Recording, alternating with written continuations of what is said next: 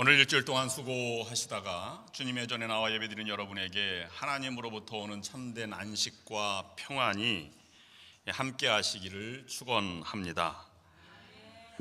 아무리 우리가 믿음으로 살아간다고 말을 하지만 세상에 나아가면 길을 펴지 못하고 살아가는 많은 문제들을 접하며 살아가게 됩니다. 또는 환경과 여러 어려움들에 갇혀 지내기도 합니다. 어떤 분들은 일에 지쳐 살아가기도 하고, 어떤 분들은 인간관계에 갇혀 살아가기도 하고, 또는 문화적 갈등, 또는 경제적인 어려움 속에 지내기도 합니다. 또 어떤 분들은 학업에 정신없이 살아가기도 하고, 또는 사업과 또는 언어의 문제 때문에 갇혀 지내게 되기도 합니다. 삶의 여러 문제들 속에 갇혀 살아가는 여러분들에게 억울한 자를 풀어주시고 갇힌 자를 해방하시고 또 해방의 은총을 주신 하나님의 은총이 여러분에게 함께 하셔서 자유롭고 평화로운 진정한 안식과 평안을 누리는 여러분들이 삶이 되시기를 다시 한번 기도드립니다. 또한 우리가 살아가는 미국도 갈등과 긴장 관계에 있고, 또 우리가 떠나온 조국도 분단 가운데 여러 가지 갈등들이 있습니다. 하나님의 해방의 은총이 함께 하셔서 하나가 되게 하고, 또 곧 통일이 반드시 될 것이지만 우리가 통일이 앞당겨질 수 있도록 하는 하나님의 은총이 은혜가 함께 하시기를 또한 기도드립니다. 그러나 사람은 만각의 동물이라 시간이 조금만 지나면 내가 갇혀 있다고 생각이 들지 않을 정도로 그것에 익숙해지는 경우가 있습니다. 어려움도 그러려니 생각하고 자연스럽게 받아들이며 살아가게 됩니다.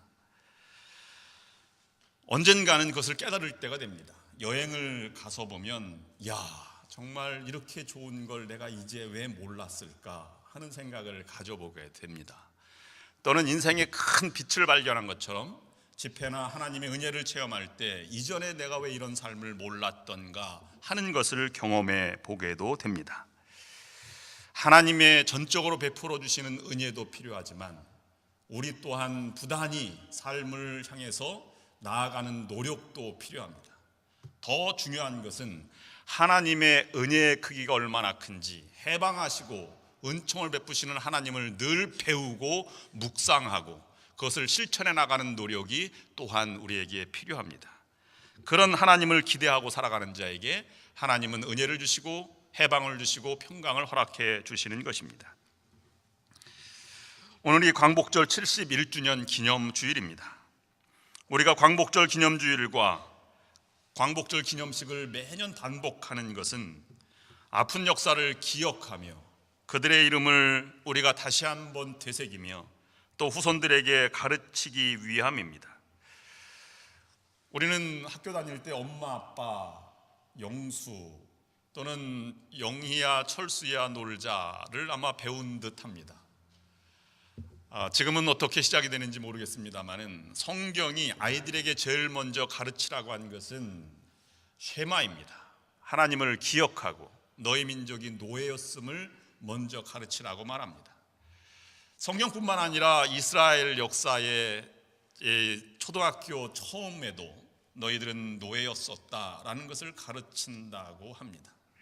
그만큼 민족의식과 민족교육이 철저하게 진행되고 있는 것입니다. 그것은 수천 년부터 내려온 것이기에 70년간 한 세대, 두 세대, 세 세대를 거쳐 3대 또는 4대가 바벨론 포로 바벨로니아에서 살고 있었는데 고레스 칙령에 의해서 귀환 명령을 내렸을 때 자발적으로 참여한 인원이 5만 명 정도 되어서 3차에 걸쳐서 예루살렘 유대 땅으로 돌아올 수 있었던 것은 그와 같은 교육이 없었다면 결코 자발적으로 돌아올 수 없었을 것입니다.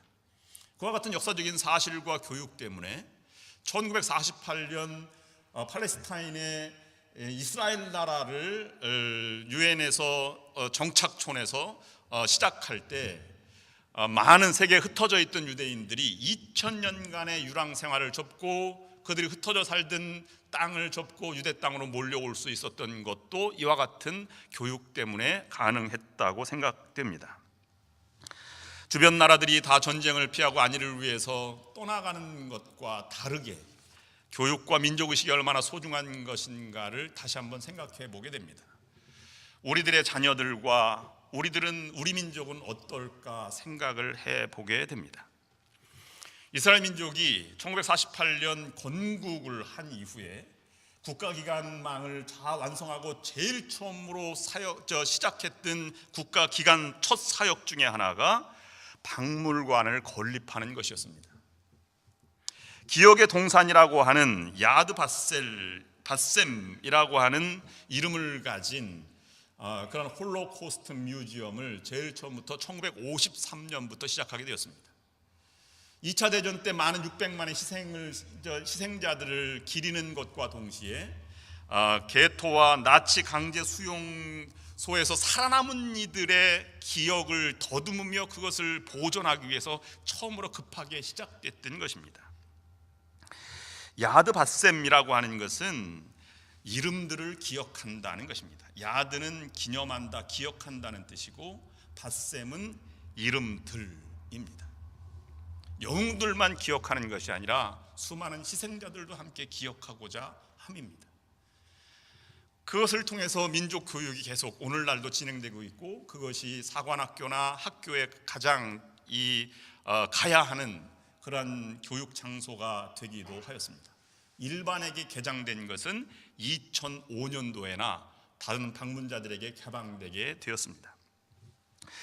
그들이 그렇게 세워지기까지 성경적 근원을 그들이 가지고 있는데, 이사야서 56장 5절 말씀을 근거로 해서 그 박물관이 세워지게 되었습니다.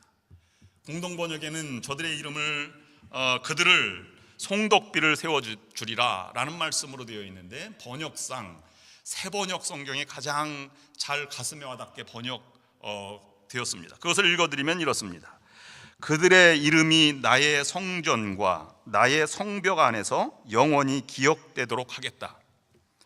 아들, 딸을 두어서 이름을 남기는 것보다 더 낫게 하여 주겠다. 그들의 이름이 잊혀지지 않도록 영원한 명성을 그들에게 주겠다 라는 근거로 세워진 박물관입니다. 프리즘 모양으로 산 언덕의 끝까지 되어 있는데 9개의 방으로 되어 있습니다. 가장 기억에 남는 것은 맨 마지막 방에는 포로 수용소로 싣고 가던 유대인들을 싣고 가던 기차의 한 양을 떼어서 그 방을 만들어 놓은 것이고, 그 앞에는 220만 페이지에 달하는 유대인들의 희생자들의 명단을 기록한 책 페이지들을 기록한 원통형의 방이 있습니다. 아직도 발굴되지 않은 이름들을 위해서 여백을 남겨놓기도 하였습니다. 또 다른 한 가지는 150만 명이나 되는 어린이들이 희생됐는데요, 그 방을 따로 기념해서 야드 라일레드라고 하는 그런 갤러리를 만들어서 기념관 안에 설치해 놓고 있습니다. 오늘 우리들은 얼마나 많은 희생자들과 이름들을 기억하고 있습니까? 여러분들이 이 땅에 떠나면 누가 여러분들의 이름을 기억해 주겠습니까? 누구를 기억의 대상자로 삼아 그 이름들을 적어 놓겠습니까? 신앙의 사람들, 민족을 위해 희생한 사람들, 영원한 진리와 가치를 위해서 희생을 무릅쓰고 살아간 사람들의 이름이 기록되게 될 것이고, 여러분들도 그런 이름에 남게 되기를 원합니다. 오늘 우리 교회도 많은 역사가 있지만 그 이름들이 기억될 장소 또는 역사 기념관이나 박물관이 있어야 할 것입니다. 또한 이민자들의 처음 정착지였던 이 샌프란시스코도 그 이름들을 기억할 만한 박물관이 세워질 수 있기를 원합니다. 오늘은 일제치하에 갇혀있던 조국이 해방된 지 71번째 되는 날입니다. 암흑에서 또는 갇혀 있다가 해방된 날입니다. 그래서 자유의 빛, 해방의 빛을 맞이한 날이지요. 왜 암흑이라고 말할까요? 왜 갇혀 있었다고 말할까요? 거기에는 자유가 없고 민족이 없고 나라가 없고 언어와 문화를 잃어버렸기 때문일 것입니다. 일본은 35년 1개월, 정확히 날수로 따지면 12,771일 또는 의일사 늑약부터 시작하면 40년간의 세월을 점령하였습니다. 그들은 언어를 빼앗았습니다. 또는 물질도 어린아이까지 먹을 것까지 다 빼앗아서 군수물자를 제공하기도 하였습니다. 그 당시에 대한민국 조선의 평균 연령이 44살이었고 유아 사망률은 세계 2위였다고 합니다. 물론 전쟁 때문에 이런 평균 연령이 많이 낮아지기도 한 것입니다. 수치로 보면 1945년도 해방되던 해에 한글을 모르는 사람 문맹률이 77%고 한글을 읽을 줄 아는 사람들은 나이 든 사람들 뿐이었다고 합니다. 23%만 한글을 알았습니다. 그만큼 가정에서도 학교에서도 한글을 쓰지 못하게 하였고 또 그것 때문에 많은 어려움을 겪기도 한 것입니다. 1년이 지난 다음에 1946년도에 문맹률은 41%가 되었습니다. 59%가 한글을 깨우치게 된 것입니다. 2년 지난 다음에 1947년도에는 문맹률이 29%가 되었습니다. 70%가 한글을 읽고 쓸 수 있게 되었던 것입니다. 그만큼 한글의 소중함과 교육의 소중함을 일깨우게 된 것입니다. 1937년 7월에 소위 국민징용령을 공포해서 무력으로 강제징원을 시작했는데요. 저희 외할아버지도 강제징용 가서 사흘 내서 사시다가 나중에 집으로 돌아오시게 되었습니다. 가장이 없는 집의 살림은 얼마나 피폐했겠습니까? 그 당시에 강제징용된 사람의 숫자는 480만 명, 대부분의 장정들은 다 갔다고 보아도 과언이 아닐 것입니다. 일본 본토와 남양군 사할린 등지에서만 징용된 사람이 153만 명이었습니다. 나가노에 있는 대본영에서 수백 명이 집단 학살당했고 또 오키나와 열도에서도 2,000명이 동시에 학살당하는 그런 만행을 저지르기도 하였습니다. 1943년도에 종군 위안부가 시작이 되게 되는데 정신대가 시작이 된 것이죠. 동원된 사람의 숫자가 20만 명인데 동원된 나이는 12살부터 40살까지의 여인이었습니다. 12살이면 초등학교 5학년, 6학년 학생들일 것입니다. 우리 위안부 소녀상을 세운다고 모금을 하고 운동을 하는데 여러분들도 적극 동참해 주셔서 이 일이 잘 성사될 수 있도록 협력해 주시고 기도해 주시면 감사하겠습니다. 청년 강제 징집이 44년도에 실시가 되었는데 21만 명의 청년들이 징집되었습니다. 그 중에 살아남은 사람이 5만 명입니다. 나머지는 다 전사하였습니다. 죽어도 고향 땅 가족에게 전달되지 못했습니다. 왜냐하면 국가 기밀이라고 하는 것 때문에 생사조차 알 수 없게 된 것입니다. 그들은 모든 주권 빼앗기고 독재보다 더한 전제 정치를 시작하게 되어서 문화와 언어, 민족도 말살하고 종교도 말살하는 정책이 시작되게 된 것이지요. 그들의 만행은 하나님의 해방하시는 은총 가운데 계속 지속될 수가 없었습니다. 1945년 8월 6일 9시 15분에 나가사키에 최초로 원자폭탄이 투하되면서 일본은 이 전쟁이 끝나게 되었고 항복하게 되었습니다. 그것은 곧 오늘 성경 말씀 6절과 7절 여호와는 천지와 바다와 그 중에 만물을 지으시며 영원히 진실을 지키시며 억눌린 사람들을 위해 정의로 심판하시며 줄인 자들에게 먹을 것을 주시는 이시로다. 여호와께서는 갇힌 자들에게 자유를 주시는도다. 하나님의 해방의 은총이 세계에 그리고 조국 땅에 임하게 된 것입니다. 그런데 하나님의 은총으로만 그렇게 되었겠는가 하는 것입니다. 하나님의 은총이 임하기까지 그들은 더 수많은 그 뒤에서 노력했던 사람들이 있었습니다. 믿음의 선조들에 의해서 민족 정신이 계속 고치되게 되었고 그리고 나라가 세워지게 되었습니다. 만약 그들이 준비하지 않았다면 대한민국은 존재하지 못했을 것이고 출범하지 못했을 것입니다. 치하에서도 목숨 건 재건운동과 독립운동, 민족교육이 지속되게 되었고 그것은 교회를 중심으로 뻗어가게 되었습니다. 3.1운동이 성공할 수 있었던 가장 중요한 요인은 일제시대의 정보망에 걸리지 않는 그런 일반 국가의 조직망에 들어가지 않은 선교사들과 목회자들, 교회의 지도자들에 의해서 점주직처럼 진행되었기 때문에 3.1운동이 성공할 수 있었다고 역사학자들은 평가하고 있습니다. 그것이 나아가서 상해 임시정부로 되어서 대한민국의 건국의 시초가 되게 된 것이고, 그 정신을 이어받아서 오늘날의 10대 강국이 되었고 올림픽에서 10위 안에 드는 그런 강국이 되게 되었던 배경이 되게 된 것입니다. 하나님의 은총으로 해방을 맞이했지만 강건하게 만들고 부강하게 만드는 것은 선조들의 노력과 신앙인들과 애국정신으로 시작되게 된 것입니다. 한국의 감독 회장인 전용재 감독이 쓴 책이 하나 있습니다. 대한민국을 세운 위대한 감리교인들이라는 책입니다. 하나님의 은혜로 선교사들에 의해서 교육이 시작되었고, 그리고 많은 선교가 시작되었지만 감리교인들에 의해서 대한민국이 세워지기까지의 정신적인 과정을 이렇게 요약해서 5가지로 요약해 놓았습니다. 첫 번째로는 감리교회로부터 근대 교육이 시작되어서 민족 교육이 시작되게 되었다 하는 것을 지적하였습니다. 일본이 먼저 조선을 침략하고 50년 이상을 약탈을 감행하게 된 것은 그들의 이 전제 정치에 대한 교육 때문입니다. 40년 먼저 문호를 개방한 것 때문에 그들은 군수물자를 만들었고 군함을 만들었습니다. 총칼로 우리를 점령해 올 때 우리는 그저 아무것도 그들에게 할 수 없는 칼밖에 없었다고 하는 것입니다. 아펜젤러 선교사가 교육의 중요성을 알고 세운 학교가 우리 교우들이 많이 졸업한 배제학당 아니겠습니까?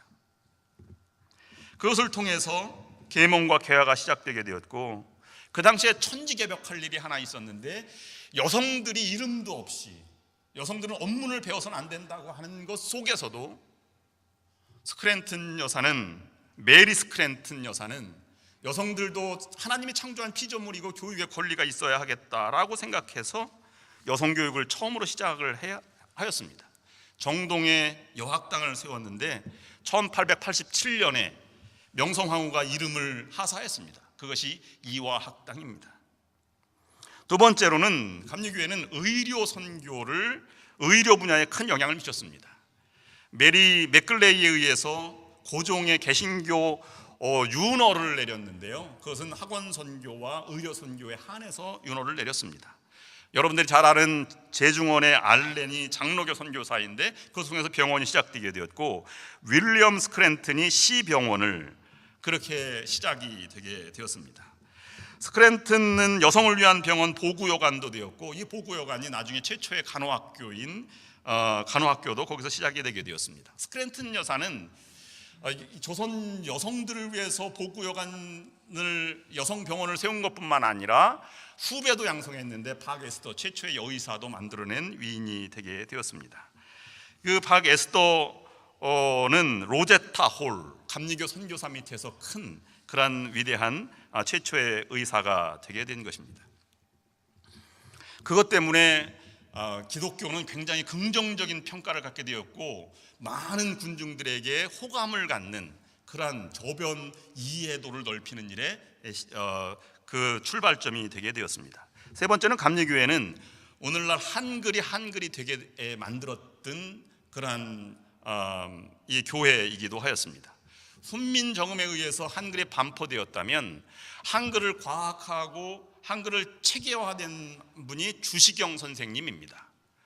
그래서 주시경 선생을 한글의 아버지라 우리는 그렇게 부릅니다. 그런데 주시경 선생을 감동시킨 사람이 감리교 선교사 헐버트 선교사라고 하는 사람입니다. 이 주시경 선생은 얼마나 어릴 때부터 똑똑했는지, 그는 관직에 나가기를 원했고 성공하기를 원했습니다. 평생 주시경 선생은 걸어다니는 사전이라고 해서 서재에 책을 갖다 꽂아놓지 않았다고 하지 않습니까? 모든 것은 머리에 기억해야지 꽂아놓으면 안 된다, 이렇게 말했다고 합니다. 이 주시경 선생이 헐버트 선교사에게 영어를 배우면 고위관직에 나갈 수 있다고 하는 것 때문에 헐버트 선교사를 찾아왔습니다. 그때 헐버트 선교사는 그에게 이렇게 말했습니다. 왜 자네는 훌륭한 한글은 배우지 않고 영어를 배워서 자신의 영달을 꾀하려 하느냐? 이 말이 주시경 선생의 막 가슴을 쳤고 평생 한글을 연구하게 되게 된 것입니다. 조선인보다 먼저 한글 교과서를 만든 사람도 헐버트 선교사입니다. 1890년에 최초의 한글 교과서인 삼인필이지를 출간하게 되었습니다.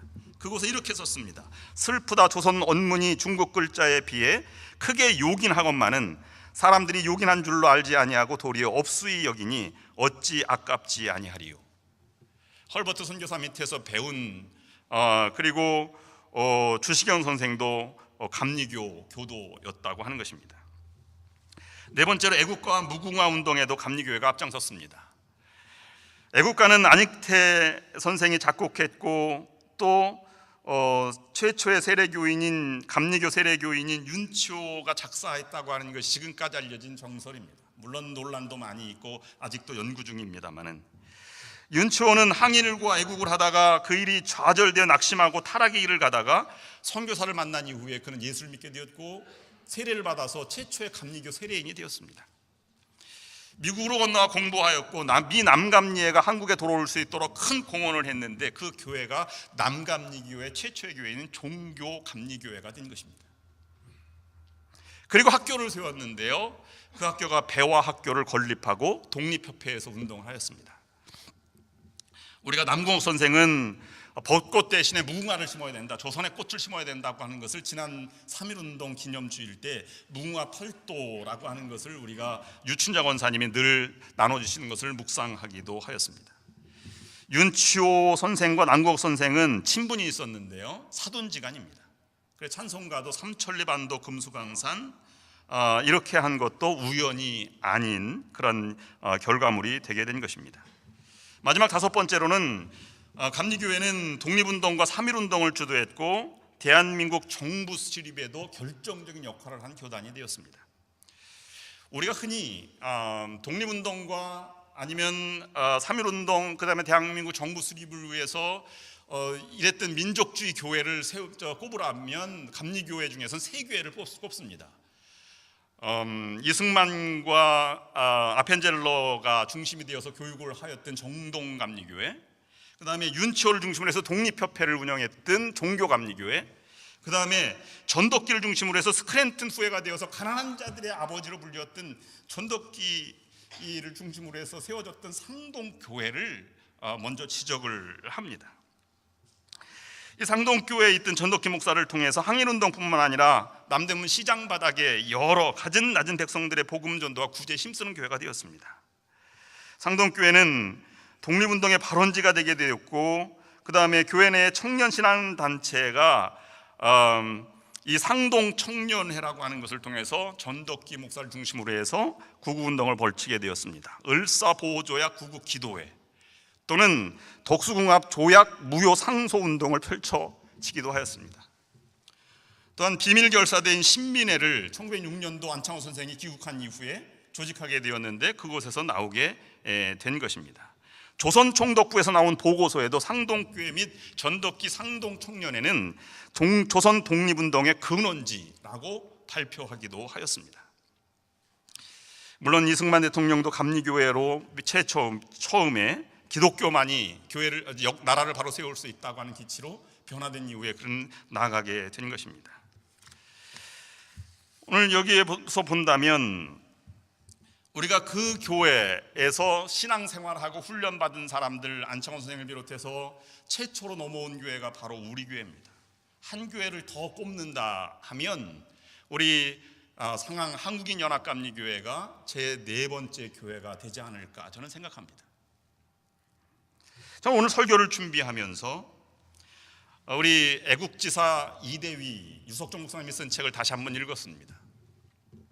그리고 의사장인환 고 문충환 집사님께서 저술한 그 책을 다시 한번 읽으면서 가슴이 뜨거워짐을 느꼈습니다.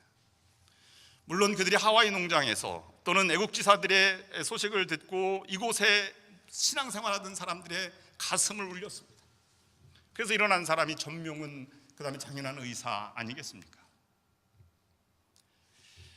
이 스티븐슨이라고 하는 외교 고문관, 왕실 고문관으로 있었는데요, 일본에서 얼마나 일본 편에 들었는지 훈장을 5개나 받았습니다. 나중에 일본의 영향으로 덕숭국에 있는 고종 황제의 감시 외교관이 되었는데요, 고종 황제가 그 도장을 찍지 않는다고 하는 것 때문에 이 스티븐슨은 3일간이나 고종 황제의 식사를 못 들여가도록 그렇게 하였고, 고종 황제는 이 스티븐슨이 독약을 탔을까봐 식사를 거르지 않고 그의 침상 양편에는 선교사들을 뉘게 했고, 선교사 부인들이 가져오는 열쇠를 잠근 도시락을 가지고 먹었습니다. 자기가 가지고 있는 도시락 열쇠를 가지고 음식을 먹게 된 것입니다. 이 소식을 여기에 있던 장현한 의사나 정명훈 의사나 애국지사들이 듣게 된 것이죠. 스티븐슨이 누이를 만나기 위해서 가기 위해 오클랜드로 이제 기차를 타러 가는 도중에 정명훈 의사가 먼저 피어 1에서 내리는 리무진에서 내리는 그런 스티븐슨을 가격하고 몸싸움을 벌이는 중에 장현한 의사가 손수건에 있던 권총을 빼들어서 3발을 쐈습니다. 한 발은 전명훈 의사 어깨에 맞았고, 또 한 발은 스티븐슨의 가슴을 맞아서 폐를 맞췄고, 또 한 발은 복부를 맞았습니다. 스티븐슨이 그때까지도 정신이 말짱하여서 인터뷰도 하고 병원을 갔습니다. 만약에 의사 장현한 의사 그것을 쏜 그 산 현장을 보고 피어 완에 있던 많은 미국인들이 저 사람을 잡아, 스티븐슨도 저 사람을 린치하라 이렇게 얘기했기 때문에 잡혔어요. 경찰이 당연히 나타나서 죽이면 안 된다, 그 당시엔 동양인은 죽여도 죄를 묻지 않을 수도 있었다고 그렇게 연구를 하였습니다.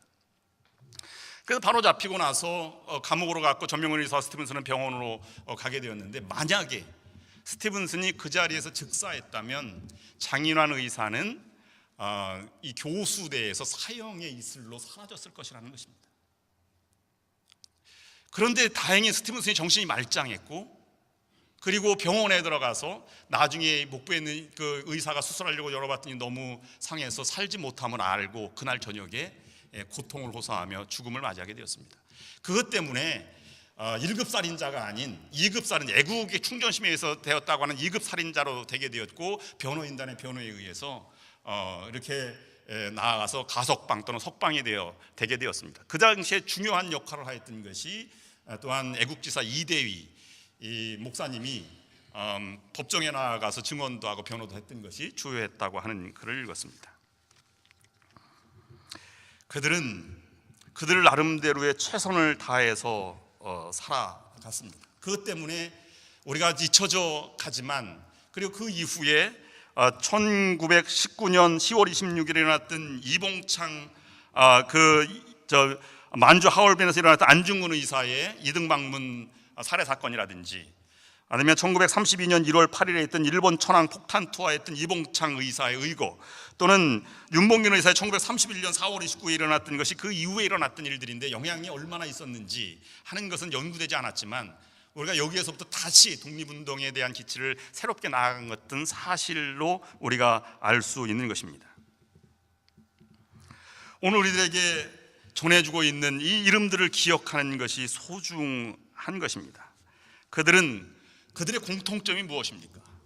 그들은 모두 고난과 역경의 삶을 살았다는 것이고, 그리고 영웅들은 스스로 영웅이라고 생각하지 않고 후세에 그의 이름들을 기억하는 것으로 남고, 자신의 가치 있다고 생각하는 것을 끝까지 죽음의 자리까지 지키고 그것을 나아갔다고 하는 것이 우리에게 큰 감동을 주는 것입니다. 고든 리빙스턴에 의하면 영웅이란 2가지 조건을 충족시켜야 한다고 말합니다. 개인적인 이익을 마다하고 다른 사람에게 도움이 되는 일을 스스로 선택했을 때, 또는 선택에 따르는 희생을 끝까지 견딜 때 영웅이 되고 이름이 기억될 수 있다고 우리에게 말을 하였습니다. 오늘 우리들이 만약에 옳은 일을 하고 있고 조국에서 기도하고 또 신앙을 가치를 잘 지켜나간다면, 우리도 그들과 다를 바 없는 애국이요 예수 사랑이 나라 사랑이 되는 길을 우리가 걷고 있는 것입니다. 왜 감리교회가 그렇게 중요한 역할을 하게 되었을까 하는 것은 존 웨슬리 목사님의 영혼 구원의 열정으로부터 시작이 됐고, 개인 성화가 사회적 성화로 세상을 바로잡는 길로 나아갔기 때문에 그렇게 될 수 있었다고 말을 합니다. 진정으로 우리를 구원하시게 오신 예수님도 영웅 중에 영웅이시죠. 그는 자신이 나타나기를 원치 않으셨습니다. 지난번 스님을 만났을 때 이렇게 말씀을 하시더라고요. 성경을 많이 읽으신다고 하면서, 왜 예수님이 병자를 고치거나 이렇게 죄를 사해 주시고 나서 내가 메시아인 줄 다른 사람에게 얘기하지 말라 이렇게 얘기했을까? 그때는 하나님의 아들이 아니었던가요? 이렇게 저에게 질문을 하였습니다. 그래서 제가 그것이 그 메시아적 비밀이라고 신학에서 배우긴 하는데요, 스님이 그것을 아시려면 신학교 들어가서 배우고 목사가 되면 알 수 있습니다. 저는 그렇게 얘기를 했습니다. 예수님은 구세주, 메시아 이런 개념보다도 해야 할 일이 먼저 앞선 것이죠. 당연히 해야 할 일을 한 것뿐이라. 그것 때문에 메시아가 되는 건 아니니까 말이죠. 애국 기사들, 신앙의 사람들은 바로 그것입니다. 해야 할 일을 정해놓고 그것이 옳은 일이면 그 일을 해나가고 끊임없이 희생도 각오하고 그 일을 걸어가는 일입니다. 우리는 그런 길을 걸어가야 하고, 우리는 그런 이름들을 기억해야 하는 것이 오늘 우리가 묵상해 나가고자 하는, 해방하시는 하나님 앞에 살아가는 우리 존재가 되어야 할 것입니다. 잊혀져가는 이름들을 기억하면서 우리의 신앙을 다시 되새겨서 우리 교회가 새롭게 이 땅에 평화를 심고 또 조국의 안녕과 평화를 이루고 우리 이 지역사회를 일깨우는 그런 교회 사명을 늘 감당하는 우리 상하한국연합 감리교회가 될 수 있기를 주님의 이름으로 축원합니다. 기도하시겠습니다.